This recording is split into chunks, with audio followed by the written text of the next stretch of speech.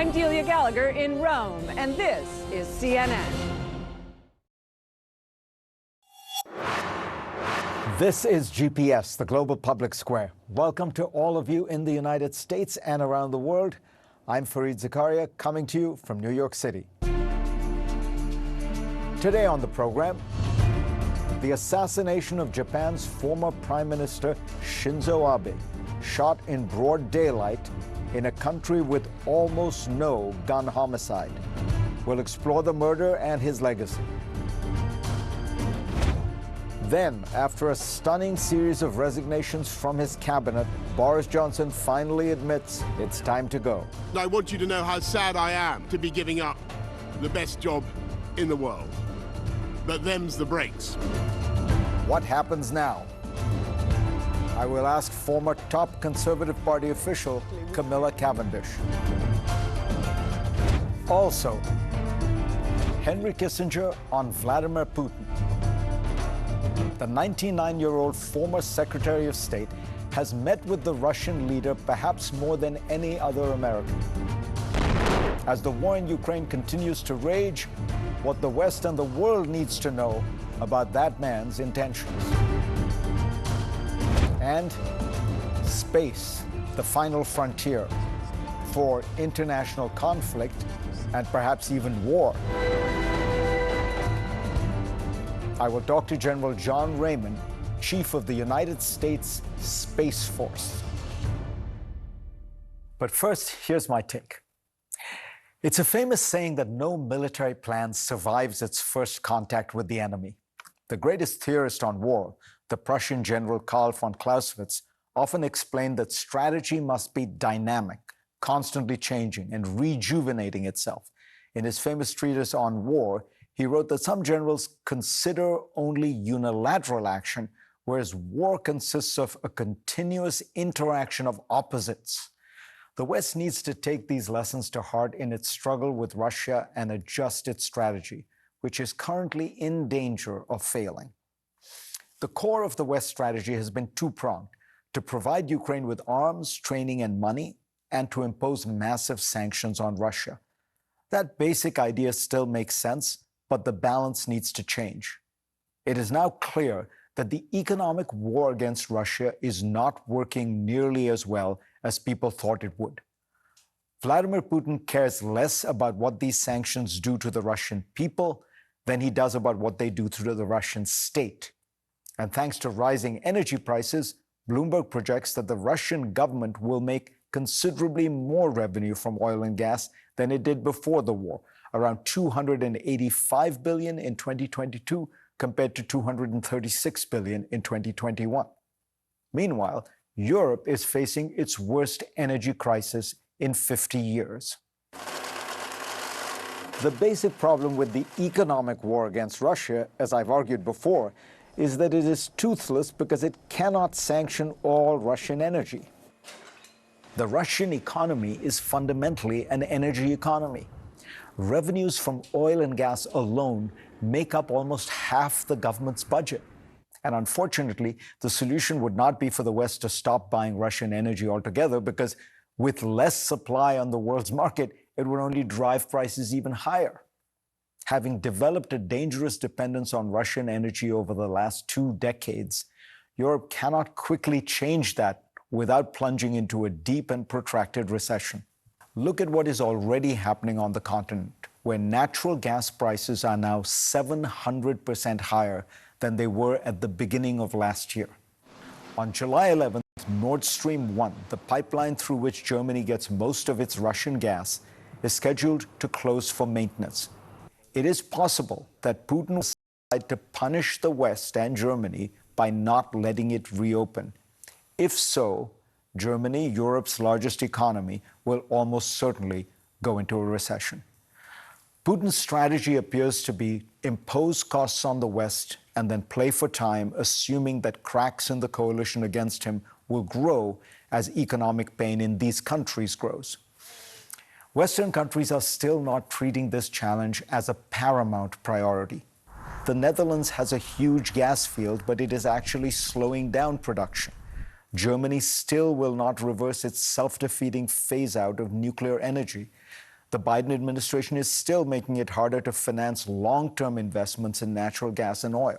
It also can't seem to find a way to restore the Iran nuclear deal, a move that would bring an enormous influx of new oil supplies onto the world market and almost certainly stabilize the price.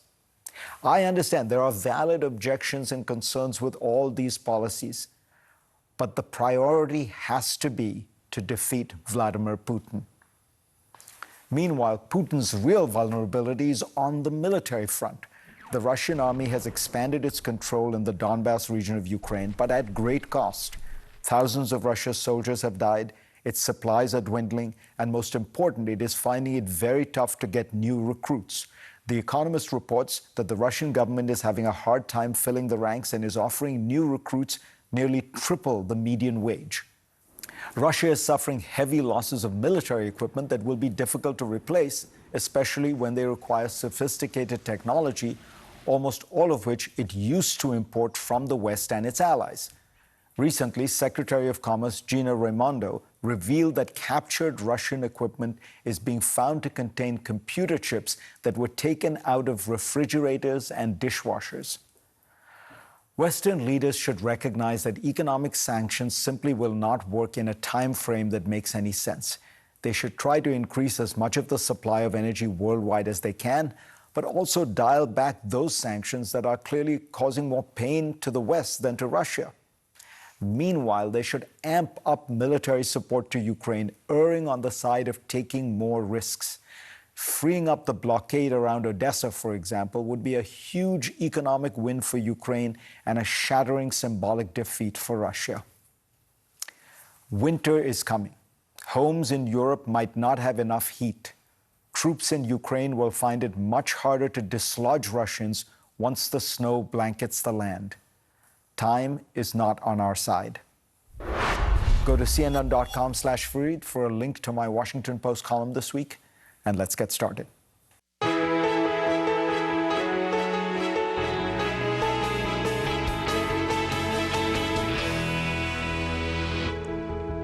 It was stunning to hear that Japan's former Prime Minister Shinzo Abe had been assassinated.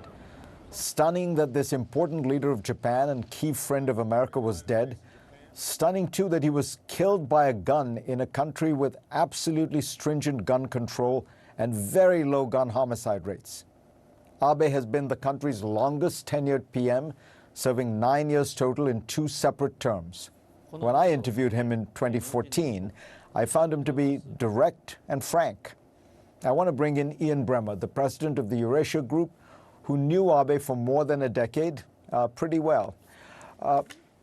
Ian, welcome. And first tell us, just what are your thoughts about him as a human being, as a man? What kind of a person was he? What struck you most? Charismatic, direct. He was someone that when you met with him, he was quite warm. And in conversation, he would occasionally touch you on the arm or the shoulder or the back, depending on where you were situated, as making a point, which is almost unheard of in Japanese society. I mean, especially when you're talking about official meetings. I remember the first time he did it, I was a little bit stunned.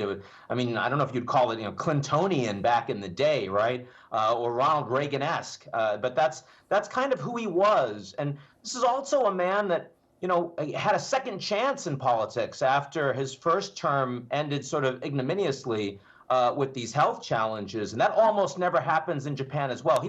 He cut a unique figure politically in the country, as well as having so much more of a platform and a profile for Japan internationally. And almost anyone that knew him well experienced that directly. So he was very well known internationally, as you say, and also within Japan, came from a very distinguished political family. But he was also kind of controversial, right? He was more of a nationalist. His opponents would say he was even a militarist because he wanted to amend Japan's constitution and allow it to have a proper military. Were those really controversial positions in Japan? They were somewhat controversial, especially because, keep in mind, so Abe had his best relationship in the world was probably with Narendra Modi, which started back when Modi was running Gujarat. They liked each other. Abe thought it was very important to have a stronger union of democracies in the region because personally, he was very, very concerned about the rise of China, more so than any Japanese high-level leader I had ever met. When you'd mention China to him, I mean, he'd get more stiff. You could see sort of like the vein in his neck bulging a bit. I mean, he was worried that China was, as it was getting larger, as it was militarizing, it was a direct threat not just to a country like Taiwan, but also to Japan directly. And that became the beginning of what's today the Quad, which Abe really got started. He's the one that made the Trans-Pacific Partnership really happen, the CPTPP, when Obama couldn't get it done for the United States. And he's the one that wanted to change the country's constitution to help Japan remilitarize and not just focus on national self-defense. I mean, those were not unheard of positions in Japan, but he was certainly the most senior and articulate and strongest proponent of those positions, and it made a real difference for Japan on the global stage. What do you think, this is a gun violence which is unheard of in Japan. I mean, they have, we have, whatever, 40, 50,000 gun deaths a year. They have, there are years when they have 2 or 3. What do you think this does to the Japanese psyche? I think it's a shock. I think it's a JFK moment for Japan. It's literally that cataclysmic. The entire 2021, Japan had 1 violent gun death, non-suicide in the country. United States, we had 220 last weekend. It's unheard of.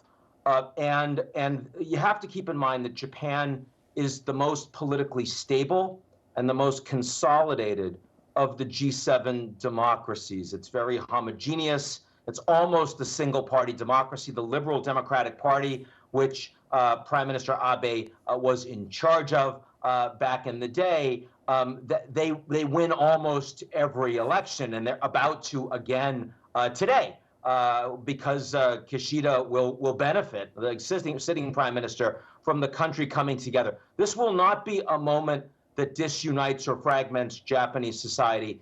It will be a moment that brings the country closer together. They'll be shocked, but they will also feel as one. I mean, frankly, the last moment we've had like that in the United States, I hate to say it, was probably 9/11.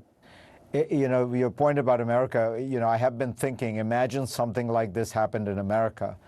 I feel like it would not bring this country together. It would further the divisions. No, and we've seen that, frankly, with the pandemic. So much red versus blue, masking versus non-masking, vax versus anti-vax.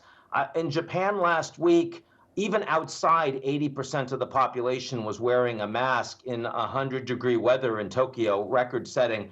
Inside, it was literally everyone, and that's because they are focused as a community. There is a civic culture, and even if you don't really like the rules yourself, you care about your neighbor, you care about your countrymen, and so you just kind of go along to get along. And you're right. I mean, if this were to happen in the United States right now, God forbid, you have to imagine that the political outrage would be as deeply divided as the country today feels. Ian Bremmer, always a pleasure. Thank you. Thank you, Fareed. From the death of a former prime minister to the downfall of a sitting one. Next on GPS, Boris Johnson bows out as Britain's leader. What is next for the United Kingdom? Thinking of banking in Africa? Think Zenith. In today's fast-moving, fast-changing world, you need a financial partner that understands your unique expectations. A bank with presence in major financial centers across the world, with the enabling platform to facilitate seamlessly, whenever, wherever, however. A bank with best-in-class financial solutions from a superb combination of technology and human touch for easy, fast, and secure banking that creates real value. Turning dreams into reality is now in your hands. People, technology, service. Zenith Bank, in your best interest.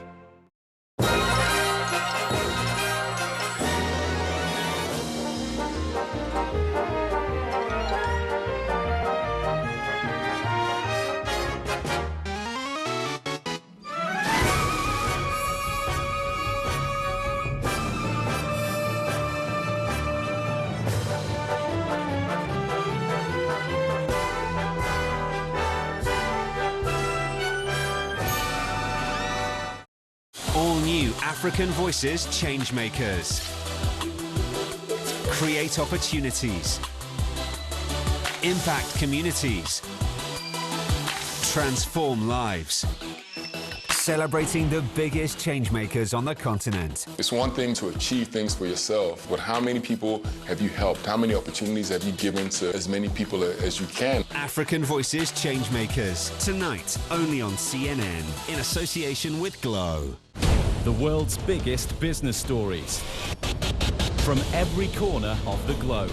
Marketplace Africa, Asia, Europe, and Middle East.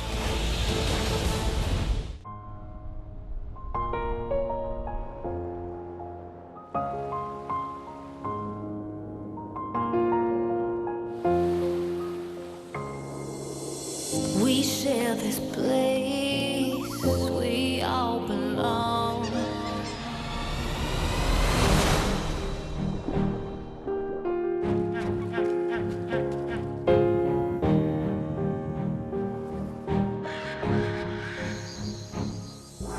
We have to restore this planet's soul. Teach it something more than what we know. Give it water, give it sun, room to grow. I can see a better tomorrow. I can see a better tomorrow.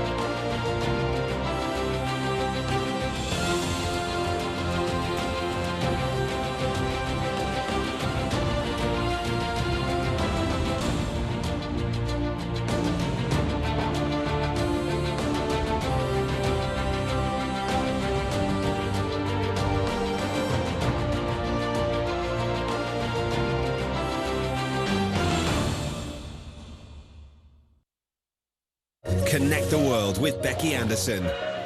Getting perspective on this region from this region, bringing you the world from our Middle Eastern hub. Connect the world with Becky Anderson, Monday through Friday on CNN. At Prime Minister's questions in Parliament on Wednesday, Boris Johnson was steadfast. He would not resign, despite a swiftly growing list of resignations by his top officials. A day later, Johnson stepped out of 10 Downing Street and offered his resignation, bringing to a close his 3-year tenure at the top, one filled with scandals and some successes. I want to bring in Baroness Camilla Cavendish, who ran Prime Minister David Cameron's policy unit and is now a columnist for the Financial Times. Camilla, welcome. I want to ask you first whether at some level this is the theme of Boris Johnson's career seems to have been enormous political skill and virtuosity, but marked by what I suppose one politely would call dissembling. He got fired from his first job at the Daily Telegraph for dissembling about a quotation he made up. He dissembled about Brexit. Lots of the anecdotes and facts he presented were simply not true. He dissembled about Partygate. And now it seems like he dissembled even to his own cabinet about what he knew about this latest controversy. Was it that that people just finally lost the trust in him that you need? Well, he was a revolutionary, and in government, he has never been able to switch from essentially campaigning to governing. And this is really the tragedy of Boris Johnson, actually, is he continued to be interested in headlines and, as you say, to dissemble, mainly sometimes on quite trivial issues and sometimes just to pursue his own agenda. But ultimately, I'm afraid it's all been about him. And that's what happened this week. The penny finally dropped, and it was, funny enough, there was, the issue that was the last straw was the dissembling over a man who appeared to be a sexual predator who had been employed by Johnson, who Johnson knew about. But as you say, this was only one of a very, very long series of things which ministers had to defend. So many of the people who finally snapped on Monday and Tuesday and went to him and said, "You've got to go," were people who have been out on the airwaves for a year defending all sorts of things that then turned out not to be true. And they'd had enough. So looking forward, the Conservatives still have a huge majority from 2019.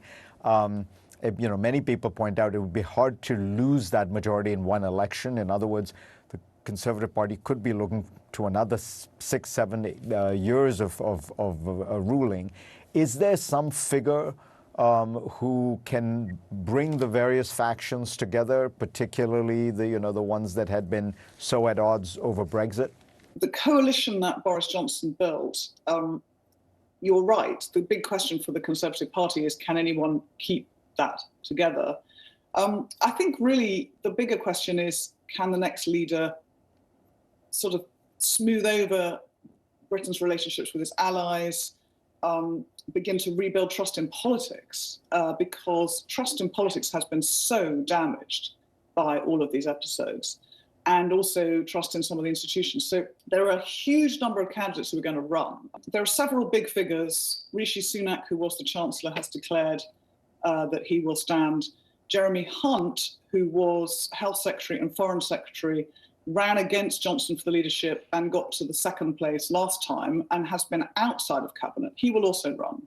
And he's interesting because he's not tarnished in any way by the Johnson years. Would it be fair to say that economically the verdict is in? Brexit has been bad for Britain economically, right? I mean, you have terrible inflation, which tends to happen because when you have you have higher costs of goods, higher tariffs because you left the European Union, slowing growth. Britain looks like not quite the sick man of Europe, but certainly the weakest of the major economies.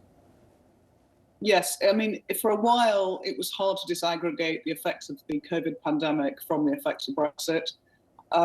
I think we can now see, exactly as you say, that we are way behind in terms of growth. A lot of small businesses are really struggling to export.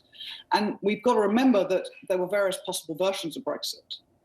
Boris Johnson chose a very hard Brexit. He chose to leave the single market of the European Union and indeed the customs union. And I think the polls in England are showing that the voters are also realizing that this has not been a very good deal for the country. What do you think at the end of the day his legacy is? Look, I think he is a superb politician. He was a household name. People called him Boris. He was a great mayor of London. He has a way with words that he connects with people. His downfall really was that he appears to be a narcissist who even now actually can't accept why people want him to go. And that will really tarnish his legacy. But whatever you think about him, he did take Britain out of the EU, and he did create a very, very significant Conservative majority. And, you know, those things will go down in history. He also led the country through the pandemic. You know, for good or ill, every government had struggled with that, but that was a proper public service. Is there any larger lesson in Johnson's fall about populism and what happens to because he was a kind of populist, when you have to actually govern? Well, I mean, there are a lot of analogies are drawn between Boris Johnson and Donald Trump. I don't like to overdo that. I think, he has played some of the same tunes, and he's been too obsessed with focus groups. And he's sadly been very divisive. In the pandemic, Britain really came together. People looked out for each other. We felt, I think, more connected than we've been ever since the Brexit referendum. He could have capitalized on that, instead of which he started fighting culture wars, trying to build division against the opposition. And as I said, that's because he was still campaigning. He was been in permanent electioneering mode. And I think the next leader has to be somebody who is much more serious about simply delivering good government for the country. Camilla Cavendish, pleasure to have you on. Thank you. Next on GPS, Kissinger on Putin. The 99-year-old former Secretary of State has met with the Russian leader around 15 times. What the West needs to understand about Putin's mindset. Back in a moment.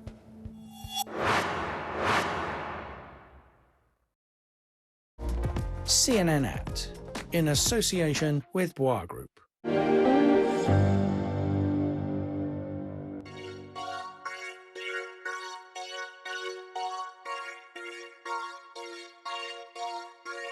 We're full of entrepreneurs, CEOs, international investors, public officials, and this is the real economic Africa. Jeune Afrique Media Group is a global African media company. Our purpose is to produce the best information, the best platforms for people interested in sovereign, modern, highly regarded Africa. Our goal was to create a unique African perspective on information, on African success stories, on the African narrative. That's how we are trying to not change it. We're trying to report it as it is and not as it is perceived from the outside. CNN Act, in association with Bois Group. This is a really important story. My name's Clarissa Ward. I work for CNN. Assalamu alaikum. Day in, day out, you see the reality of people living through this. Ничего страшного. Okay. This is the front line. On a human level, you find courage, sacrifice. This is what life is about. A lot of people are wondering why. You see the worst of humanity. Putin might use a nuclear weapon. Absolutely terrifying. But you also see the best of humanity. My job is to be present. The human cost is right here. And to tell these stories. We're talking about families. That is the most important thing. I'm Clarissa Ward in Ukraine. This is CNN. He's interviewed 5 U.S. presidents, authored 7 books, and has an independent voice that resonates. What happened to when we were united against a common enemy? He's raw, unique, and one of America's most important talk show hosts. Watch Smirconish, Saturday on CNN. This is CNN. More people get their news from CNN than any other news source.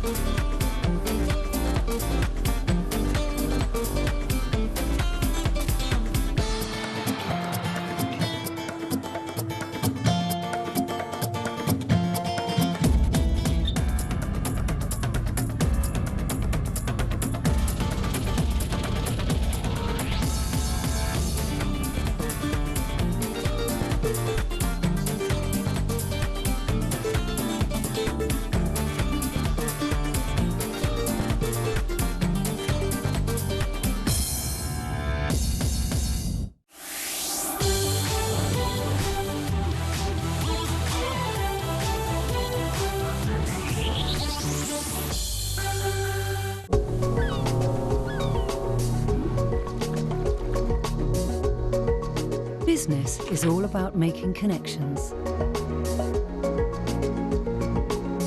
But some connections are easier to make than others. With a CNN partner hotel, the world is always at your fingertips. CNN partner hotels, connected to your world.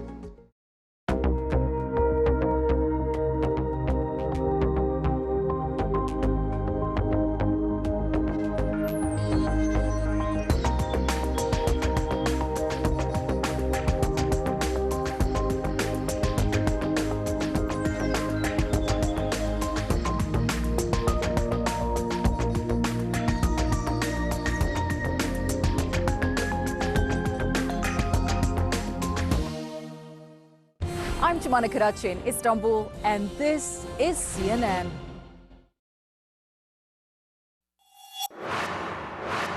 My next guest, Henry Kissinger, has been a controversial figure since his days as National Security Advisor, then Secretary of State under Richard Nixon. At 99, he is still stirring up controversy with his recent comments about how to end the war in Ukraine. He's the author of the new book, Leadership, 6 Studies in World Strategy. It's a terrific book, well worth reading. Henry Kissinger, pleasure to have you on. Glad to be here. So the book is terrific. I've read it and really, really enjoyed it, and I couldn't recommend it more to people. But I'm going to start by talking about a leader who's not profiled in this book. How many times have you met Vladimir Putin? Maybe 15. And these are long, almost always one-on-one meetings? Yes, always one-on-one. And I met Putin for the first time when he was deputy mayor of St. Petersburg. And I had no idea who he was. And he was talking about the then occurring collapse of the Russian Empire, of the Soviet Empire. And he said, this is one of the great tragedies of history, because it will create endless trouble and new definitions of borders and of influence. But it was just, at that time, an interesting conversation. So when you think about Putin as a leader, if you were to analyze him in the way that you have analyzed the leaders in this book, what is the thing that strikes you most strongly about Putin? His passionate, almost mystical view of the nature of Russia. He is very intelligent, very analytical,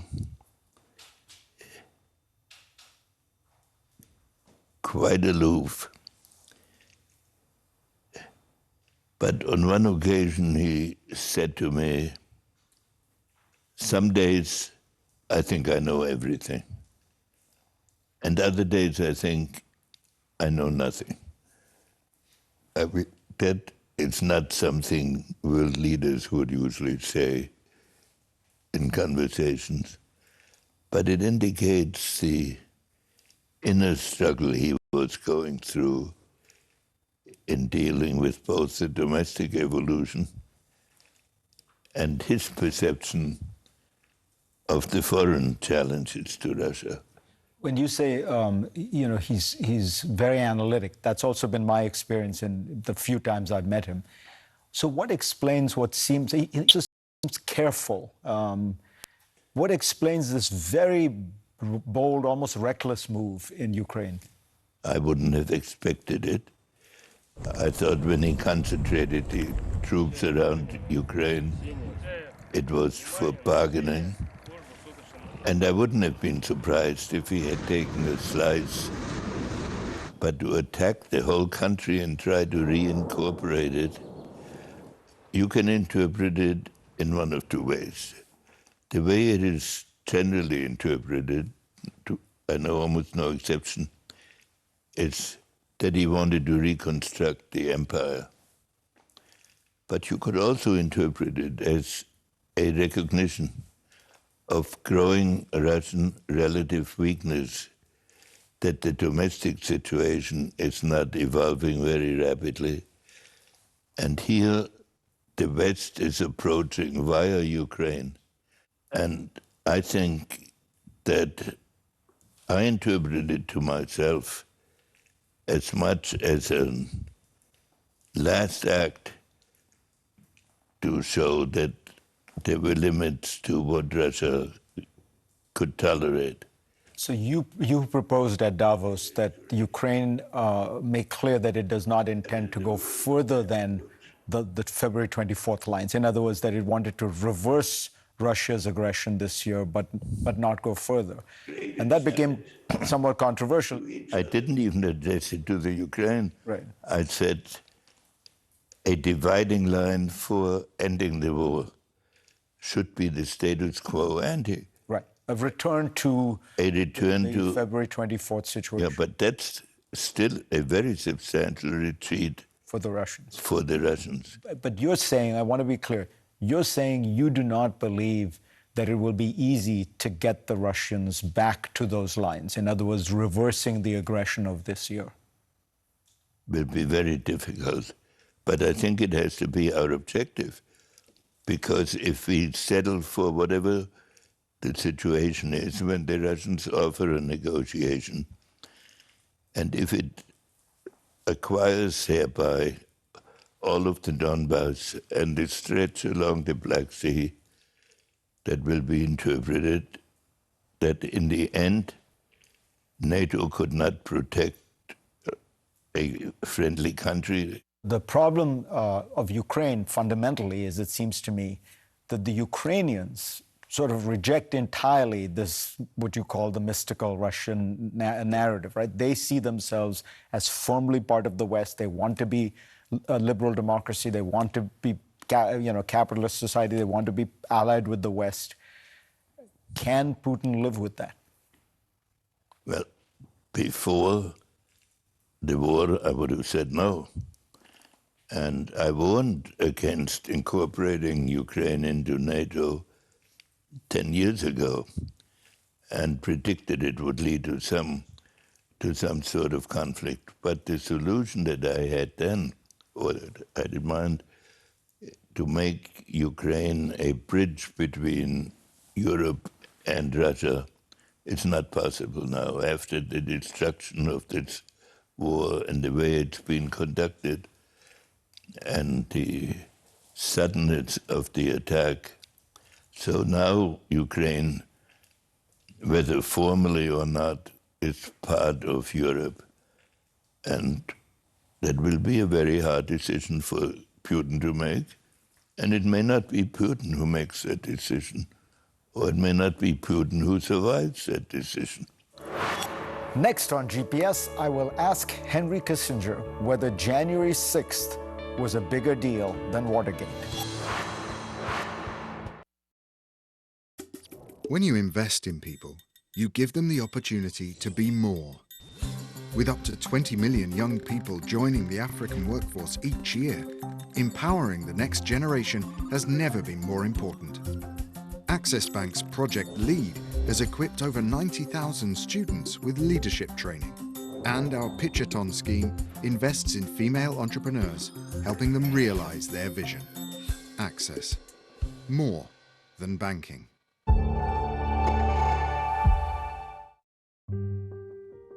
The problem with plastic is that it's indestructible. Nut-pla packaging can break down in a home compost extremely fast, just like an apple or just like an orange. A lot of people were surprised that seaweed could be turned into a packaging material. We chose seaweed because it has a lot of sustainable credentials. It doesn't use fresh water or fertilizer to grow. It just grows on its own in the sea without human intervention. And on top of that, when it grows, it sequesters carbon. We partnered for the London Marathon with Lucozade. They were using plastic bottles and cups, and they were really keen to reduce the amount of waste that is created at these events. At the end of the event, it was brilliant that the trucks that clean the streets and usually have to stop at each station to pick up all of that plastic, they just drove by our station. There was nothing to pick up, so it was really incredible, the feeling that we had delivered hydration without the plastic. Nature has all of the solutions. We just have to continue getting our inspiration from it. Different plants, different trees, different vegetables. This is what the future looks like.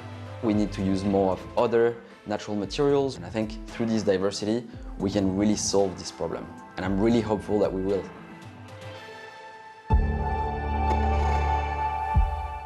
Today, we live in an unpredictable environment, and news races around the world at breakneck speed. The missile struck right here. What is your interpretation of Putin's intention? My show brings you the latest news and top news makers. What does President Putin think he has achieved in Ukraine to date? We just want to say stop to Vladimir Putin. And we also dive below the headlines to explore vital issues impacting our lives. What are you looking at for the future with these additional formations that you've talked about, and where? What are the UN and other countries doing for you? Is it enough? It's crucial we make sense of what's happening.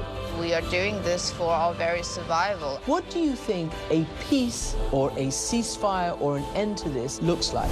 And fully understand what's at stake. We have will, we have guts, and we are fighting like hell. Amanpour, weeknights on CNN. So many questions about what is the federal government doing. Do you get the anger that is out here? How concerned are you about the front line? You don't believe that there's a racial divide here? Looking back, as president, did you tell the story of race in America enough, do you think? All the places I've been and all the things I've seen, all the people I've talked to, I carry with me. They're a part of what I do right here, holding the powerful accountable, keeping them honest. AC 360, Tuesday through Saturday only on CNN. We've missed the globetrotting and adventures, and we're longing to get out and go. This is living. Uncovering a city's DNA, meeting people who will share its secrets. I love being here. And making discoveries that wow. You've got to be joking. Nice here, isn't it? It's a world of wonder. Now, go and see it. Saturday on CNN, in association with Turkish Airlines. And we are back here on GPS with more of my interview with Henry Kissinger, the author of the new book, Leadership: 6 Studies in World Strategy. Let me ask you finally about one leader you write about, Richard Nixon. Yes. So when I talked to David Gergen recently, we were talking about leadership, and I asked him about Nixon. And he said, the lesson I draw from Richard Nixon's experience was he's one of the smartest people ever to have occupied the White House, but he had internal demons.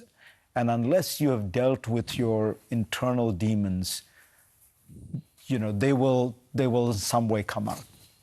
Do you agree with that? The Nixon I encountered had a capacity for making extremely courageous decisions and was a great patriot about the purposes of America. But he also was driven by a sense of insecurity in which he found it very difficult to give orders to somebody he knew disagreed with him. So he did have these demons. Where they came from, I don't know. But what I do know and experienced is that in the big decisions on which, in my opinion, the security of America depended, he made the right decision. But from what I saw and what he honored me by letting me participate in and help and guide some of it, he was a strong president with a big flaw which destroyed him. When you look at what happened on January 6th, it seems bigger than Watergate, or no? Watergate was primarily, I mean, the legal aspect of Watergate was the obstruction of justice, the cover-up. The other things were not, they were things that could have been accommodated. January 6th, the attempt to undo a recognized electoral result by a president that was unprecedented and hopefully will never be repeated. When you look forward and you think, let's say you're 105, 6 years from now, do you think that, you know, is this something like the populism, the attacks on democracy, Is this a phase? Will we have gotten through it? Or are we spiraling downward? Well, what bothers me is even, say, in the Vietnam period, when I was in Washington, and I thought life was tough, and it was. But the critics, in their majority, were believers in the system. They disagreed about the policy and were very passionate about it, and it was not easy. But now the domestic dispute seems to me more about the worthiness of the country itself. And that is a debate that makes it very hard to move from it to a compatible vision of the future. Henry Kissinger, always a pleasure. Next on GPS, I'll interview the man who runs America's newest military branch, the Space Force.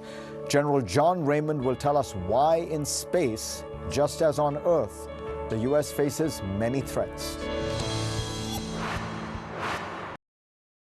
Thinking of banking in Africa? Think Zenith. In today's fast-moving, fast-changing world, you need a financial partner that understands your unique expectations. A bank with presence in major financial centers across the world, with the enabling platform to facilitate seamlessly, whenever, wherever, however. A bank with best-in-class financial solutions from a superb combination of technology and human touch for easy, fast, and secure banking that creates real value. Turning dreams into reality is now in your hands. People, technology, service. Zenith Bank, in your best interest. We're here now at the home of one of the FSB team, and my name's Clarissa Ward. I work for CNN. Was it your team that poisoned Navalny? It's just been a chaotic scene here. People are so exhausted.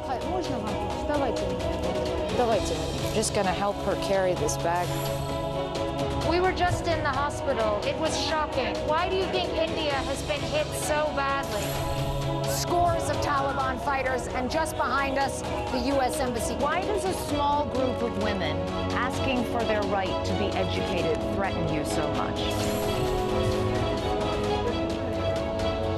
Raise your hand if you love school.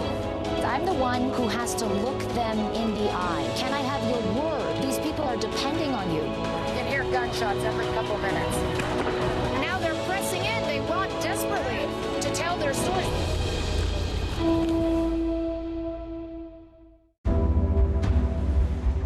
Our mission here at CNN, the news comes first.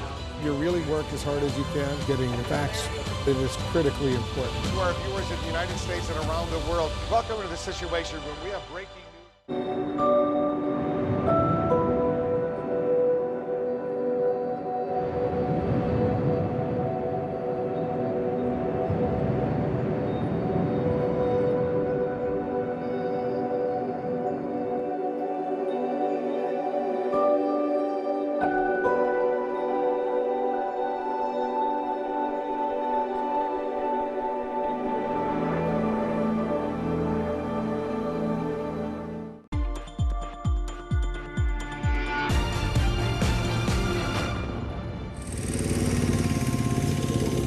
When you're on a motorcycle, you're experiencing the world in such a different way.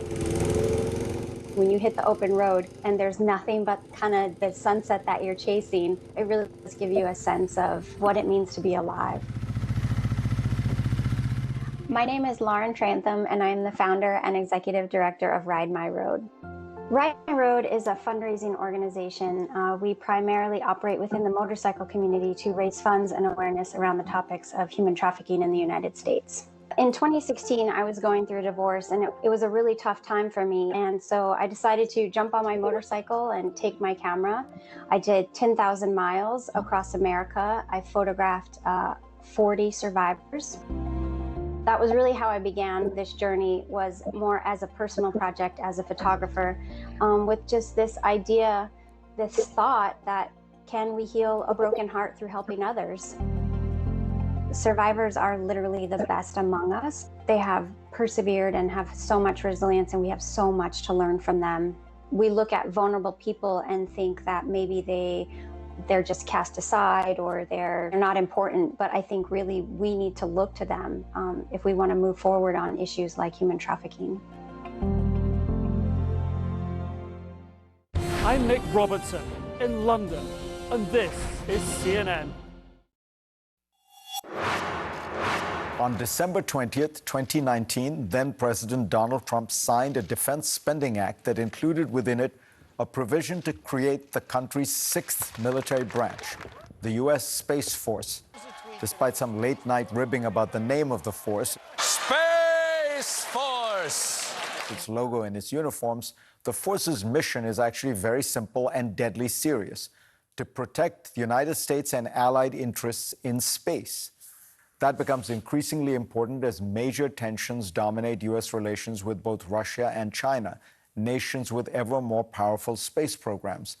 I want to welcome the head of the Space Force, General John Raymond, to GPS for an exclusive interview. General, thanks for coming on. Fareed, sir, thank you very much for having me. I'm really excited to be here. So we know about the tensions on Earth. We know about the tensions between, with Russia, with China. If we were to look up in space, what would we see? Would we see some kind of a mirror image of those tensions that we have on Earth? Well, let me just start by saying that, the U.S. has been a spacefaring nation since the 1950s. And that status of being a spacefaring nation gives us great advantage.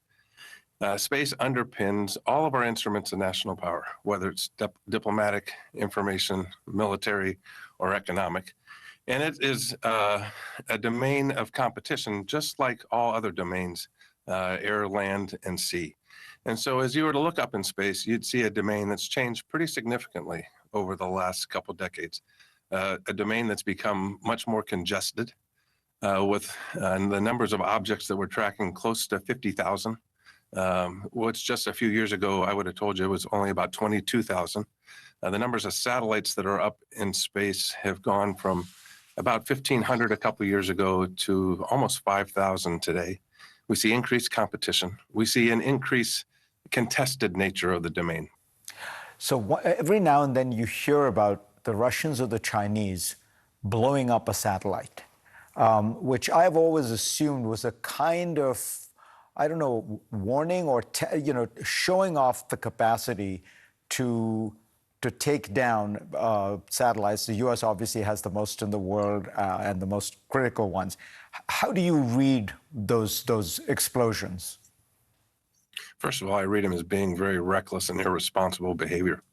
The space domain is a domain for global use, and it provides great opportunity for the nations of the world. And what we have seen is a spectrum of threats that have materialized over the last decade or so. Everything from reversible jamming of communication satellites and GPS satellites to directed energy threats, think lasers that can blind or dazzle satellites, to missiles that can launch from the ground and destroy satellites, which is what you just mentioned. And Russia did that back in this past November, where they launched a missile and blew up a satellite in low Earth orbit into a little over 1,500 pieces of debris. We're still tracking that debris. We're still warning folks across the globe we act as a space traffic control for the world, if you will, to make sure that people don't hit that pieces of debris. We protect the International Space Station along with our partners at NASA. And we found that behavior very reckless and very irresponsible. The big new entrant here is, of course, China, which is completing a big space station, Tiangong. Tell us about that, and how would you rate China's space capabilities? They've come a long way in a very short period of time. I would say China is going 0 to 60 very, very fast. It wasn't too long ago that they didn't have significant space capabilities, and today they do. And so God forbid if deterrence were to fail and we were to get into a conflict, and again, our desire is not to. Our desire is to deter that conflict from happening. But